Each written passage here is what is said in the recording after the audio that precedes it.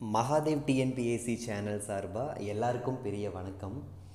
நம்ம ஒவ்வொரு சப்ஜெக்டில் ஒவ்வொரு டாப்பிக்காக பார்த்துக்கிட்டு இருக்கோம். ஹிஸ்ட்ரி, பாலிட்டி, பயாலஜி அந்த மாதிரி. இன்றைக்கி நம்ம வந்துட்டு எக்கனாமிக்ஸில் ஒரு டாபிக் பார்க்க போகிறோம். இந்த வீடியோவில் நோட்ஸ் இங்கிலீஷில் இருக்குது. இதே டாப்பிக்கு உங்களுக்கு தமிழில் நோட்ஸ் வேணும் அப்படின்னா மேலே லிங்க்கில் இருக்கிற அந்த வீடியோவில் பாருங்கள், இல்லைனா நான் கீழே டிஸ்கிரிப்ஷன்லேயும் அந்த வீடியோவோட லிங்க் கொடுத்துருக்கேன். இந்த வீடியோவை பார்க்குறவங்களுக்கு கூட ஏதாவது சில இடத்துல சில கான்செப்ட்ஸ் உங்களுக்கு டவுட்டாக இருக்குது அப்படின்னா நீங்களும் கூட அந்த வீடியோவை பாருங்கள். அப்பையும் புரியல அப்படின்னா கமெண்ட் செக்ஷனில் லீவ் பண்ணுங்கள், நம்ம அதை பற்றி தனியாக பார்ப்போம். ஸோ இன்றைக்கி நம்ம ஷேர் பண்ணுற நோட்ஸ் இது தான். ஓகே, ஸோ எக்கனாமிக்ஸில் ஃபஸ்ட்டு சிலபஸில் இருக்கிற டாபிக் என்னென்னு கேட்டிங்கன்னா nature of Indian economy. So Indian எக்கானமியோட நேச்சர் என்ன, அதோட ஃபீச்சர்ஸ் என்ன, அதோட ஸ்ட்ரென்த் என்ன, அதோட வீக்னஸ் என்ன, இதை தான் நம்ம வந்து பார்க்கணும். ஆக்சுவலி நேச்சர் ஆஃப் இந்தியன் எக்கானமினா அதுதான். பட் நீங்கள் அதை மட்டும் பார்த்தா போதும் அப்படின்னா அது பத்தவே பத்தாது. ஏன்னா அதுக்காக இந்த டாப்பிக்கை கொடுக்கல சிலபஸில். நேச்சர் ஆஃப் இந்தியன் எக்கானமின்னு எதுக்கு கொடுத்துருக்காங்கன்னா நம்ம கண்டிப்பாக நேஷ்னல் இன்கம்மை பற்றி தெரிஞ்சுக்கணுங்கிறதுக்காக தான் கொடுத்துருக்காங்க. ஏன்னா எந்த ஒரு கண்ட்ரியோட எக்கானமியோட நேச்சர் தெரியணும் அப்படின்னாலும், இந்தியான்னு கிடையாது, எந்த ஒரு கண்ட்ரியோட எக்கனாமியோட நேச்சர் தெரியணுன்னாலும் அந்த கண்ட்ரியோட நேஷ்னல் இன்கம்மை பற்றி நமக்கு தெரியணும். ஓகே, ஸோ இதுக்காக தான் நமக்கு சிலபஸில் அந்த டாபிக் கொடுத்துருக்காங்க. மற்றபடி இந்த நேச்சரை நான் ரொம்ப சிம்பிளாக எக்ஸ்பிளைன் பண்ணிட்டு போயிடலாம். இன்ஃபேக்ட் 2 வேர்டில் எக்ஸ்பிளைன் பண்ணிட்டு போயிடலாம். நேச்சர் ஆஃப் இந்தியன் எக்கானமினா என்னன்னு கேட்டிங்கன்னா நான் ஒரே வேர்டு மிக்ஸ்ட் எக்கானமின்னு சொல்லிடுவேன். இன்னும் கொஞ்சம் டீப்பாக கேட்குறீங்க, இன்னும் கொஞ்சம் டீட்டெயிலாக எக்ஸ்பிளைன் பண்ண சொன்னீங்க அப்படின்னா நான் வந்துட்டு அது ஒரு சர்வீஸ் எக்கானமி அப்படின்னு சொல்லிடுவேன். அவ்வளோதான், முடிஞ்சிருச்சு. ஸோ அதுக்காக சிலபஸில் அந்த டாப்பிக்கை கொடுக்கல. நீங்கள் நேஷ்னல் இன்கம்மை பற்றி தெரிஞ்சுக்கணும், அதுக்காக தான் இந்த சிலபஸில் இந்த டாபிக் இருக்குது. நம்ம வீடியோக்குள்ளே போகிறதுக்கு முன்னாடி மிஸ்டர் சுந்தர் பிச்சை சொன்ன ஒரு ஸ்டேட்மெண்ட்டில் இருந்து நம்ம இந்த வீடியோவை ஸ்டார்ட் பண்ணுவோம். India will be a global player in digital economy அப்படின்னு சொல்லியிருக்காரு. ஒன்றும் அவ்வளோ காம்ப்ளெக்ஸான ஸ்டேட்மெண்ட்டில் படித்தா எல்லாத்துக்குமே புரியும். இந்தியா உலக அளவில் ஒரு டஃப் காம்படிஷன் கொடுக்கும். எதில் அப்படின்னா டிஜிட்டல் எக்கானமியில். இப்போவே ஆல்மோஸ்ட் எல்லாமே டிஜிட்டலைசேஷன் ஆகிடுச்சு இல்லையா? பேமெண்ட்ஸ், ட்ரான்சாக்ஷன்ஸ், பர்ச்சேஸ் எல்லாமே நமக்கு டிஜிட்டலைசேஷனில் தான் போயிட்டுருக்கு. ஸோ டிஜிட்டல்னாலேயும் நமக்கு கம்ப்யூட்டர், செல்ஃபோன்ஸ்னு ஞாபகம் வரும். கம்ப்யூட்டர், செல்ஃபோன்னா நமக்கு கூகுள் ஞாபகத்துக்கு வரும். ஸோ கூகுளோட சிஇஓ சுந்தர் பிச்சை சாரை லிங்க் பண்ணி ஞாபகம் வச்சுக்கோங்க. இந்த மாதிரி கொஷின்ஸ் நிறையா வருது. இந்த ஸ்டேட்மெண்ட் யார் சொன்னாங்க, அந்த மாதிரி கொஸ்டின்ஸ்லாம் வருது. ஸோ நான் ஒன்றும் அவுட் சோர்ஸ்லேருந்து எந்த ஸ்டேட்மெண்ட்டும் எடுக்கலை. எல்லாமே சமச்சீர் புக்கில் கொடுத்துருக்கிற ஸ்டேட்மெண்ட்ஸு, கோட்ஸ் அண்ட் டெஃபனிஷன்ஸ் தான் நான் எழுதியிருக்கேன். அட்லீஸ்ட் அதையாவது நம்ம தெளிவாக படிச்சுக்கணும், சரிங்களா? ஓகே, ஸோ இதே மாதிரி நேஷ்னல் இன்கமுக்கு நிறையா ஃபேமஸான எக்கனாமிஸ்ட் வந்துட்டு நிறையா டெஃபனிஷன்ஸ் கொடுத்துருக்காங்க. Like Alfred Marshall, Irving Fisher, Paul A Samuelson, இந்தியாவோட நேஷ்னல் இன்கம் கமிட்டி, இவங்களாம் நிறைய டெஃபினிஷன்ஸ் கொடுத்துருக்காங்க. எல்லோரும் திட்டத்தட்ட ஒரே டெஃபினிஷன் தான். ஆல்மோஸ்ட் மீனிங் பார்த்திங்கன்னா ஒரே மாதிரி தான் இருக்கும். பட் இந்த பூவை வந்துட்டு பூன்னு சொல்லலாம், புஷ்பம்னு சொல்லலாம், புய்ப்பம்னு சொல்லலாங்கிற மாதிரி ஒரு மாதிரி இவங்க சொன்ன மாதிரியே நம்ம சொன்னால் எப்படி அப்படிங்கிற அதுக்காகவே அதை வேறு மாதிரி சொன்ன மாதிரி தான் இருக்கும். எல்லா டெஃபினிஷன்ஸும் திட்டத்தட்ட அப்படி தான் இருக்கும். பட் இந்த டெஃபினிஷன்ஸை இப்போ நம்ம பார்க்குறது வந்துட்டு அவ்வளோ ஈஸியாக இருக்காது. நான் நடத்துறதுக்கும் எனக்கு கஷ்டமாக இருக்கும், புரிஞ்சுக்கிறதுக்கு உங்களுக்கும் கஷ்டமாக இருக்கும் இந்த ஸ்டேஜில். ஸோ ஃபஸ்ட்டு நம்ம நேஷ்னல் இன்கம்னா என்னங்கிறத பார்த்துட்டு அதுக்கப்புறம் இந்த டெஃபினிஷன்ஸ்க்கு வந்தோம்னா ரொம்ப ஈஸியாக புரியும். ஸோ இப்போ நம்ம நேஷ்னல் இன்கமோட டெஃபினிஷன்ஸ்க்கு போகிறோம். நேஷ்னல் இன்கமோட கான்செப்ட்டுக்கு போகிறோம், சரிங்களா? ஓகே, ஸோ பொதுவாக இந்த நேஷ்னல் இன்கம் இதை பற்றிலாம் இதுக்கு முன்னாடி படிக்கல, இப்போ தான் ஃபஸ்ட் டைம் ஸ்டார்ட் பண்ணுறீங்க அப்படின்னா மேக்ஸிமம் அப்படி யாரும் இருக்க மாட்டீங்க. ஆல்மோஸ்ட் எல்லோரும் ஓரளவுக்கு எதாவது படிச்சிருப்பீங்க. ஏன்னா எக்கனாமிக்ஸ்னு எடுத்தோன்னே இந்த டாபிக் தான் இருக்குது. ஸோ ஏதோ ஒன்று படிச்சிருப்பீங்க எல்லோரும், ஓரளவுக்கு உங்களுக்கு புரியும். பட் அப்படின்னு அஷ்யூம் பண்ணிக்க முடியாது யாரையும். ஸோ நான் எல்லாத்தையுமே பிகினர்னு நினச்சி தான் நான் வந்துட்டு எடுத்துக்கிட்டு இருக்கேன். ஸோ இப்போ எடுத்தோன்னே நேஷ்னல் இன்கம்னா உங்களுக்கு என்ன தோணும்? National income. ஸோ நேஷ்னல் இன்கம்னா ஒரு நாட்டோட வருமானம். அப்போ ஒரு நாட்டுக்கு எப்படிலாம் வருமானம் வருது அதுதான் வந்துட்டு நேஷ்னல் இன்கம். எப்படியெல்லாம் ஒரு நாட்டுக்கு வருமானம் வரும்? டேக்ஸில் வருமானம் வருது, அப்புறம் இந்த எலக்ட்ரிக் பில்லு அந்த மாதிரி இதில், அப்புறம் வந்துட்டு இந்த bus fees, ticket, train fees இந்த மாதிரி, அப்புறம் வந்துட்டு இந்த ஃபைன் கட்டுறோம் இல்லையா, ஃபைனு, பெனால்ட்டிஸ், இதுதான் வந்துட்டு நேஷ்னல் இன்கம்னு நினச்சிங்கன்னா தப்பு. ஏன்னா இது எல்லாமே என்னென்னு கேட்டிங்கன்னா கவர்மெண்ட் இன்கம். ஸோ நம்ம இங்கே பார்த்துக்கிட்டு இருக்கிறது கவர்மெண்ட்டோட இன்கம் கிடையாது. நான் உங்ககிட்ட கேட்டது வந்துட்டு நேஷ்னல் இன்கம்னா என்னென்னு கேட்டேன். அப்போ நேஷ்னல் இன்கமில் எது தான் இன்க்ளூட் ஆகும்னு கேட்டிங்கன்னா, அந்த நேஷனில் இருக்கக்கூடிய மக்கள், அந்த மக்களோட இன்கம், பீப்புள்ஸ் இன்கம் தான் எதில் வரும் அப்படின்னு கேட்டிங்கன்னா நேஷ்னல் இன்கம்குள்ளே வரும். மக்கள் எப்படி சம்பாதிப்பாங்க? கண்டிப்பாக அவங்க ஏதாவது ஒரு ஜாப் போகணும். ஒரு ஜாப் அப்படின்னாலே அங்கே என்ன நடக்கணும்னு கேட்டிங்கன்னா ப்ரொடக்ஷன் நடக்கணும். கரெக்டாக? மக்கள் வந்துட்டு ஜாபில் தான் சம்பாதிப்பாங்க. அந்த ஜாப்னாலேயும் அங்கே என்ன நடக்கணும்னு கேட்டிங்கன்னா ப்ரொடக்ஷன் நடக்கணும். இப்போ ஏதாவது உற்பத்தி பண்ணுறது மட்டும்தான் உங்களுக்கு ஒர்க்கா அப்படின்னு கேட்டிங்கன்னா எஸ், உற்பத்தி மட்டும் பண்ணுறது தான் ஒர்க்கு. அது ரெண்டு விஷயத்த உற்பத்தி பண்ணுவாங்க. ஒன்று கூட்ஸ், நம்ம நினைக்கிறது, நீங்கள் ஆக்சுவலாக என்ன நினைக்கிறீங்களோ அது எல்லாமே கூட்ஸ் தான், சரிங்களா? பண்டங்கள். நம்ம ஒரு இண்டஸ்ட்ரியில் ப்ரொடியூஸ் ஆகிறதுனாலும் சரி, இல்லை விவசாயத்தில் ப்ரொடியூஸ் ஆகிறது எல்லாமே எதில் வரும்னு கேட்டிங்கன்னா கூட்ஸில் வந்துடும். இது மட்டும்தான் ப்ரொடக்ஷன் கேட்டிங்கன்னா கிடையாது. அப்போது இப்போ நான் உங்களுக்கு கிளாஸ் நடத்திக்கிட்டு இருக்கேன், சரிங்களா? இதே நான் இப்போ ஒரு ஒரு ஒரு ஒரு ஸ்கூலில் நடத்துகிறேன், ஒரு காலேஜில் நடத்துகிறேன் அப்படின்னா எனக்கு அவங்க ஒரு இன்கம் தருவாங்க இல்லையா? அப்போ நான் இங்கே எதுவுமே ப்ரொடியூஸ் பண்ணலையா, ஆனால் எனக்கு இன்கம் வருது இல்லையா? ஸோ அப்போ நான் இங்கே ஏதோ ஒன்று ப்ரொடியூஸ் பண்ணுறேன், ஆனால் அதை நான் என்னென்னு சொல்ல முடியாது, கூட்ஸ்ன்னு சொல்ல முடியாது. அதை நான் என்னென்னு சொல்லுவேன்னு கேட்டிங்கன்னா சர்வீசஸ் அப்படின்னு சொல்லுவேன். ஸோ என்ன மட்டும் கிடையாது, டீச்சர்ஸ் மாதிரி, லாயர்ஸு, டாக்டர்ஸில் ஏதாச்சும் ப்ரொடியூஸ் பண்ணுறாங்களா? ஆனால் அவங்க எவ்வளோ சம்பாதிக்கிறாங்க? எல்லாருக்குமே ஒரு இன்கம் வருது இல்லையா? ஸோ அவங்க பண்ணுறதெல்லாம் சர்வீஸ். நீங்கள் சர்வீசஸ்னோட மதர் தெரசா பண்ண சர்வீஸ் அது கூட கன்ஃபியூஸ் பண்ணிக்காதீங்க.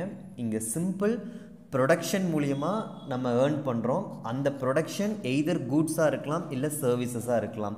ஸோ கண்ணால் பார்க்கக்கூடியது, கையால் தொடக்கூடியது, அதெல்லாம் கூட்ஸில் வரும். என்னால் கண்ணாலாம் அவங்க செய்கிற வேலையை பார்க்க முடியாது, பட் ஐ கேன் ஃபீல் அப்படின்னா அதெல்லாம் வந்துட்டு சர்வீசஸில் வரும். சினிமா இண்டஸ்ட்ரீஸில் வந்துட்டு ஆக்ட் பண்ணுறாங்க இல்லையா, அவங்க எவ்வளோ சம்பாதிக்கிறாங்கன்னு நமக்கு தெரியும். ஓகே, அவங்க ஏதாவது ஆனால் அங்கே ப்ரொடியூஸ் பண்ணியிருக்காங்களான்னு கேட்டிங்கன்னா எஸ், கூட்ஸை ப்ரொடியூஸ் பண்ணல, அவங்க சர்வீசஸை ப்ரொடியூஸ் பண்ணியிருக்காங்க. ஏன்னா அவங்க ப்ரொடியூஸ் பண்ணதை உங்களால் பார்க்க முடியாது, பட் யூ கேன் ஃபீல். நீங்கள் அந்த மூவியை என்ஜாய் பண்ணலாம், சிரிக்கலாம், ரசிக்கலாம், கோவப்படலாம், அழுகலாம், எல்லாமே பண்ணலாம். ஆனால் அதை வந்துட்டு நீங்கள் தொட முடியாது. ஸோ அந்த மாதிரியான ஒர்க் எல்லாமே சர்வீசஸில் வரும். பஸ்ஸில் உட்காந்து போகிறீங்க, அந்த டிரைவர் பண்ணுற ஒர்க்கு, கண்டக்டர்ஸ் பண்ணுற ஒர்க்கு, பேங்க் எம்ப்ளாயீஸ் பண்ணுற ஒர்க்கு, ஐடி எம்ப்ளாயீஸ் பண்ணுற ஒர்க்கு, இது எல்லாமே எதில் வரும்னு கேட்டிங்கன்னா சர்வீசஸில் தான் வரும். இன்ஃபேக்ட் நம்ம கூட்ஸை விட அதிகமாக நம்ம நாட்டில் என்ன தான் ப்ரொடியூஸ் ஆகிட்டுருக்குன்னு கேட்டிங்கன்னா சர்வீசஸ் தான் ப்ரொடியூஸ் ஆகிட்டுருக்கு. ஸோ இதை பற்றிலாம் நம்ம இப்போ பார்ப்போம். இப்போது இந்த பேக் இருக்குது இல்லைங்களா, நம்ம ப்ரொடியூஸ் பண்ணுறது எல்லாத்தையுமே நான் இந்த பேக்குக்குள்ளே போட போகிறேன். ஸோ நம்ம ப்ரொடியூஸ் பண்ணுறது எல்லாமே என்னவா கன்வெர்ட் ஆகிருதுன்னு ஞாபகம் வச்சுக்கோங்க. நேஷ்னல் இன்கமில் ஆட் ஆகுது அப்படிங்கிறத மட்டும் இப்போதைக்கு ஞாபகம் வச்சுக்கோங்க. ஸோ இந்த பேக்குக்குள்ளே போடக்கூடிய எல்லா மேட்டரையுமே வந்துட்டு நான் நேஷ்னல் இன்கமாக நான் கன்வெர்ட் பண்ணுறேன். ஓகே, ஸோ ப்ரொடக்ஷன் ஆகுதுன்னு சொன்னோம் இல்லையா, அந்த வேலையை, அந்த ப்ரொடியூஸ் ஆகிற வேலையை நான் 3 டைப்பாக நான் வந்துட்டு பிரிக்கிறேன். ஒன்று என்னன்னு கேட்டிங்கன்னா ப்ரைமரி செக்டார். ப்ரைமரி செக்டாரில் என்னெல்லாம் வந்திருக்குன்னு பாருங்கள். அக்ரிகல்ச்சர், அப்புறம் ஃபிஷ்ஷு, மீன் பிடிக்கிறது, டெய்ரி, பால் சம்மந்தப்பட்ட பொருட்களை உற்பத்தி பண்ணுறது, அப்புறம் மைனிங், சுரங்கம், அப்புறம் ஃபார்மிங், மாட்டுப்பண்ணை, ஆட்டுப்பண்ணை, கோழிப்பண்ணை, அந்த பண்ணைகளெல்லாம் வச்சுக்கிறது, டிம்பர், மரத்தை வெட்டி அந்த வுடன் ப்ராடக்ட்ஸ்லாம் எடுத்து ஏர்ன் பண்ணுறாங்க இல்லையா. ஸோ இதெல்லாம் எதில் வருது அப்படின்னு கேட்டிங்கன்னா ப்ரைமரி செக்டாரில் வருது. அடுத்து செகண்டரி செக்டாரில் வந்து பாருங்கள், ஃபுட் ப்ராடக்ட்ஸ். என்ன சார் இப்போ தான் அக்ரிகல்ச்சர் வந்துட்டு நம்ம ப்ரைமரின்னு பார்த்தோம், அதுக்குள்ளே ஃபுட் ப்ராடக்ட்ஸ் எப்படி செகண்டரினா, அக்ரிகல்ச்சரல் ப்ராடக்ட்ஸ் வேறு, ஃபுட் ப்ராடக்ட்ஸ் வேறு. இப்போ உருளைக்கிழங்கு, பொட்டேட்டோ அப்படின்னா அது வந்துட்டு அக்ரிகல்ச்சரில் வரும். பொட்டேட்டோ சிப்ஸ் அப்படின்னா அது வந்துட்டு ஃபுட் ப்ராடக்ட்ஸில் வரும். டொமேட்டோ அப்படின்னா அது வந்துட்டு நமக்கு அக்ரிகல்ச்சரல் ப்ராடக்ட்ஸில் வரும். டொமேட்டோ சாஸு அப்படின்னா அது வந்துட்டு ஃபுட் ப்ராடக்ட்ஸில் வரும். அப்போ என்னென்னா சிம்பிள், இங்கே ப்ரைமரி செக்டார் என்ன ப்ரொடியூஸ் பண்ணுதுன்னு கேட்டிங்கன்னா ரா மெட்டீரியல்ஸை ப்ரொடியூஸ் பண்ணுது. எதுக்கு? செகண்டரி செக்டாருக்கு. செகண்டரி செக்டாரில் என்ன நடக்குதுன்னு கேட்டிங்கன்னா வேல்யூ அடிஷன் அப்படின்னு சொல்லுவாங்க. அதாவது இந்த ரா மெட்டீரியல், இப்போ பொட்டேட்டோ கூட வேல்யூ அடிஷன், அதை வந்துட்டு நம்ம கட் பண்ணுறோம், அடுத்து வந்துட்டு அதை ஃப்ரை பண்ணுறோம், அடுத்து அதில் வந்துட்டு பவுடர் ஆட் பண்ணுறோம். இதெல்லாம் பண்ணினா தான் அது என்னவா மாறும்னு கேட்டிங்கன்னா சிப்ஸாக வரும், பொட்டேட்டோ சிப்ஸாக வரும். இதெல்லாம் என்ன அப்படின்னா இதெல்லாம் வேல்யூ அடிஷன். அப்போ ரா மெட்டீரியலை சப்ளை பண்ணுறது ப்ரைமரி செக்டார், வேல்யூ அடிஷன் நடக்கிறது என்னன்னு கேட்டிங்கன்னா செகண்டரி செக்டார். ஸோ இப்போ இந்த கிளாஸிஃபிகேஷன் ஓகேவா? இதே மாதிரி ப்ரைமரி செக்டார் வந்துட்டு அது எப்படி இருக்குன்னு கேட்டிங்கன்னா இண்டிபெண்ட் செக்டார். இண்டிபெண்ட் அப்படின்னா அது வந்துட்டு ரொம்ப ஃப்ரீயாக எந்த செக்டாரையும் டிபெண்ட் பண்ணியிருக்காது primary sector. But secondary sector வந்துட்டு டிபெண்ட் செக்டார். எந்த செக்டாரை டிபெண்ட் பண்ணியிருக்குன்னா ப்ரைமரி செக்டாரை டிபெண்ட் பண்ணியிருக்கும் இந்த செகண்டரி செக்டார். சரிங்களா? எப்படி? இப்போ இங்கே பாருங்கள், இந்த பொருட்களெல்லாம் பாருங்கள். அதனால தான் நான் இதை எழுதியிருக்கேன் ஆக்சுவலி. இப்போ நீங்கள் வந்துட்டு ஃபிஷ் இருக்குது, இங்கே என்ன இருக்குன்னா டேப்லெட், ஃபிஷ் டேப்லெட் கேள்விப்பட்டிருப்போம். அந்த ஃபிஷ் டேப்லெட் தேவைன்னா உங்களுக்கு என்ன வேணும்னா ஃபிஷ்ஷு வேணும். ஸ்வீட்டு தயாரிக்கிறதுக்கு உங்களுக்கு என்ன வேணும்னா மில்க் வேணும். ஃபர்னிச்சர்ஸ் தயாரிக்கிறதுக்கு ஃபஸ்ட்டு என்ன வேணும்னா டிம்பர் வேணும். ஸோ இது எதை டிபெண்ட் பண்ணியிருக்குன்னா ப்ரைமரி செக்டாரை டிபெண்ட் பண்ணியிருக்கு. பட் இது எதையாச்சும் டிபெண்ட் பண்ணியிருக்கா? கிடையாது. நீங்கள் ஆடு வளர்க்குறீங்க, கோழி வளர்க்குறீங்க, இதுக்கெல்லாம் யாரையாச்சும் டிபெண்ட் பண்ணியிருக்கணும்னு அவசியமே கிடையாது. ஸோ அந்த மாதிரி வேலையெல்லாம் ப்ரைமரி செக்டாரில் வரும். இந்த மாதிரியான வேலைகள் எல்லாமே செகண்டரி செக்டாரில் வரும். உங்களுக்கு புரியணுங்கிறதுக்காக நான் இந்த மாதிரி சின்ன சின்ன விஷயங்கள் எழுதியிருக்கேன். பட் ஆக்சுவலி கொஸ்டின் என்ன மாதிரி வரும்னு கேட்டிங்கன்னா ஸ்டீல் இண்டஸ்ட்ரி, பெட்ரோலியம் இண்டஸ்ட்ரி, இதெல்லாம் வந்துட்டு எதில் வரும்னு கேட்குவாங்க. ஸோ இது எல்லாமே எதில் தான் வரும்னு கேட்டிங்கன்னா செகண்டரி செக்டார். என்ன சார், பெட்ரோலை வந்துட்டு நம்ம மைனிங்கில் தானே எடுக்கிறோம், சுரங்கத்தில் இருந்து தானே கீழே இருந்து தானே எடுக்கிறோம் அப்படின்னா பெட்ரோலை நீங்கள் கீழே இருந்து எடுக்கிறது இல்லை, நீங்கள் எடுக்கிறது வந்துட்டு வேறு, அது என்ன க்ரூட் ஆயில்னு சொல்லுவாங்கன்னு நினைக்கிறேன். அதில் நிறைய வேல்யூ ஆட் பண்ணி தான் அதை ஹீட் பண்ணி அது பண்ணி இது பண்ணி தான் பெட்ரோல் கிடைக்குது. ஸோ பெட்ரோலியம் எதில் தான் வரும்னு கேட்டிங்கன்னா செகண்டரி இண்டஸ்ட்ரியில் தான் வரும். சரிங்களா? நீங்கள் கீழே சுரங்கத்துலேருந்து சுண்ணாம்பு எடுக்கிறீங்கன்னா அது ப்ரைமரி செக்டாரில் வந்துடும். அந்த சுண்ணாம்பை வந்து நம்ம சிமெண்ட்டாக மாற்றுறோம் அப்படின்னா அது வந்துட்டு செகண்டரி செக்டாரில் வரும். ஸோ இதுதான் பேசிக்கான கிளாஸிஃபிகேஷன்ஸ். இப்போது இது வந்துட்டு நான் சொன்னேன் இல்லையா, இந்த ரெண்டுலேருந்தும் ப்ரொடியூஸ் ஆகக்கூடிய பொருள் எல்லாமே இந்த பேக்குக்குள்ளே போடுறேன். ப்ரைமரி செக்டார்லேருந்து கிடைக்கிற பொருள், பொட்டேட்டோ, டொமேட்டோ, கீரை, மீன், இது எல்லாமே இதற்குள்ளே போடுறேன். அதே மாதிரி இதிலேருந்து கிடைக்கிற பொருளையும் நான் இந்த பேக்குக்குள்ளே போட்டுடுறேன். ஸோ இதெல்லாம் இந்த பேக்குக்குள்ளே போட முடியும். இது மட்டும்தானான்னு கேட்டால் கிடையாது. நான் என்ன சொன்னேன், கூட்ஸையும் போடலாம், அதே மாதிரி சர்வீசஸையும் போடலாம். ஸோ இந்த சர்வீசஸில் வர்றது எல்லாமே டெர்ஷரி செக்டார். ஸோ லாயர் பண்ணுறது, doctors, drivers, teachers, IT employees, bank employees, அப்புறம் வந்துட்டு சினி இண்டஸ்ட்ரீஸில் ஒர்க் பண்ணுறவங்க, இது எல்லாமே டெர்ஷரி செக்டாரில் வரும். இதுக்கு கொஸ்டின் வந்துட்டு இதுவுமே நான் உங்களுக்கு புரியணுங்கிறதுக்காக இப்படி ஸ்பெசிஃபிக்காக எழுதியிருக்கேன். எக்ஸாமில் வந்துட்டு ஹெல்த் செக்டாரில் ஒர்க் பண்ணுறவங்களாம் எதில் வருவாங்கன்னு கேட்பாங்க, எஜுகேஷன் செக்டாரில் ஒர்க் பண்ணுறவங்களாம் எதில் வருவாங்க, டிரான்ஸ்போர்ட் செக்டாரில் ஒர்க் பண்ணுறவங்க எதில் வருவாங்க, என்டர்டைன்மெண்ட் செக்டாரில் என்டர்டைன்மெண்ட்டில் ஒர்க் பண்ணுறவங்க எதில் வருவாங்க. ஸோ இது எல்லாமே எதில் தான் வருவாங்கன்னா டெர்ஷரி செக்டார். ஸோ இது ஈஸியாக நம்ம கிளாஸிஃபை பண்ணிக்கலாம். ஒருத்தங்க செஞ்சு முடித்த வேலையை நம்மளால் கண்ணால் பார்க்க முடியும்னா அதெல்லாம் இந்த ரெண்டில் வரும். பார்க்க முடியாது அப்படின்னா அது வந்துட்டு டெர்ஷரி செக்டாரில் வரும். ஸோ இன் சிம்பிள் இந்த பேக்குக்குள்ளே போடுற எல்லாமே நேஷ்னல் இன்கம் கூட கான்ட்ரிபியூட் ஆகும். அப்போ நான் டெஃபினிஷன்ஸ் எப்படி சொல்லலாம் நேஷ்னல் இன்கம்க்கு அப்படின்னா, இப்போது நேஷ்னல் இன்கமோட டெஃபினிஷன் என்னென்னு பார்த்தீங்கன்னா, total goods and services produced in an economy. அவ்வளோதானா? அவ்வளோதானே? Total goods and service produced in an economy. இதோட டெஃபினிஷன்ஸ் முடியலை. இன் ஃபினான்ஷியல் இயர். என்னடா இது புதுசாக ஒரு டேர்ம் ஆட் ஆகிருக்கு அப்படின்னா, எஸ், இந்த ஃபினான்ஷியல் இயர் ரொம்ப முக்கியங்க. அந்தந்த இயரில் ப்ரொடியூஸ் ஆகிருக்கிற கூட்ஸ் அண்ட் சர்வீசஸை தான் நான் ஆட் பண்ண முடியும்.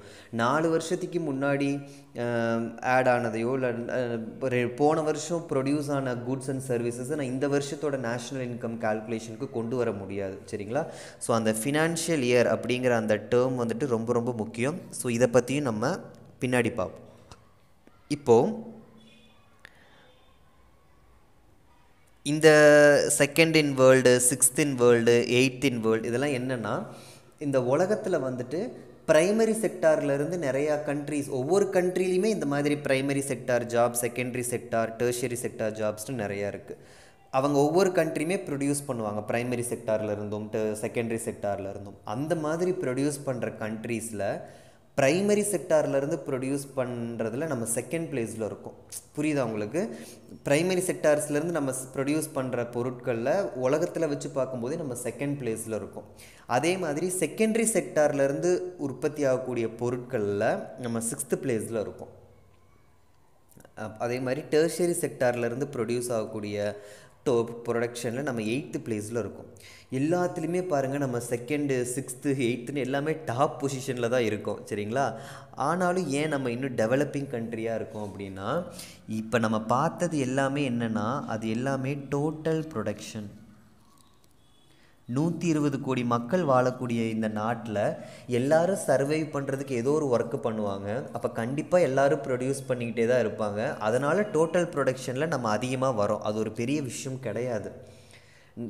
நம்ம பாப்புலேஷனை கம்பேர் பண்ணும்போது ஜப்பான் பாப்புலேஷன் ஒன்றுமே இல்லை. பட் அவங்க ப்ரொடக்ஷனும் நம்ம இதுக்கு கூட ஈக்குவலாக வருது. இன்ஃபேக்ட் அது அதிகமாக கூட இருக்கலாம்னு நினைக்கிறேன். அந்த அளவுக்கு வருதுங்கிற பட்சத்தில் நம்ம யோசிச்சு பாருங்கள், 120 கோடி வச்சுருக்கிற நம்ம எவ்வளோ ப்ரொடியூஸ் பண்ணணும்.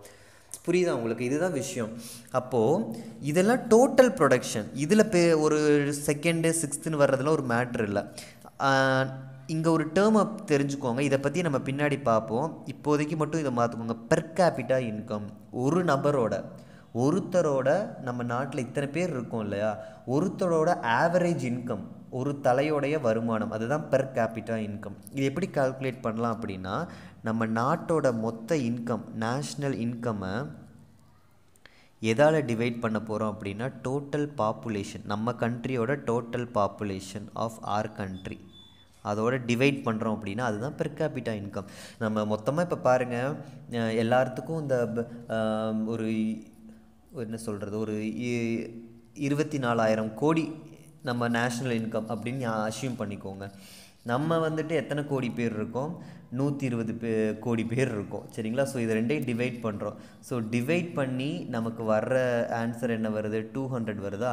அப்போது ஒரு மனுஷரோட ஆவரேஜான இன்கம் எவ்வளோ நம்ம நாட்டுக்குன்னு பார்த்தீங்கன்னா 200 ருபீஸ். ஸோ இப்படி தான் இதை தான் கால்குலேட் பண்ண போகிறோம். சரிங்களா? ஆக்சுவலி இது இந்த மாதிரி வராது, லட்ச கோடியில் வரும். ஸோ அது ஆவரேஜாக அது ஒரு வேல்யூ இருக்கும். பெர் கேபிட்டா இன்கமோட வேல்யூ என்னங்கிறத பற்றிலாம் நம்ம பின்னாடி பார்ப்போம். இப்போ இந்த பிளேஸில் இந்த பெர் கேபிட்டா இன்கம் கண்ட்ரிஸ், ஒவ்வொரு கண்ட்ரியோட பெர் கேபிட்டா இன்கம் எடுக்கும்போது நம்ம எத்தனாவது பிளேஸில் இருக்கோம் தெரியுங்களா?